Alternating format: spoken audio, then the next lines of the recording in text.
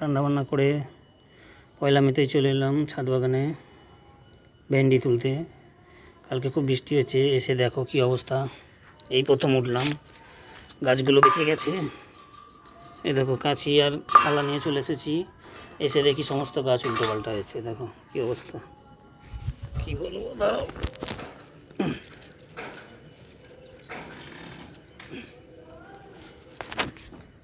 আজকে অনেক ভেন্ডি আছে, দেখো তুলবো সব আজকে।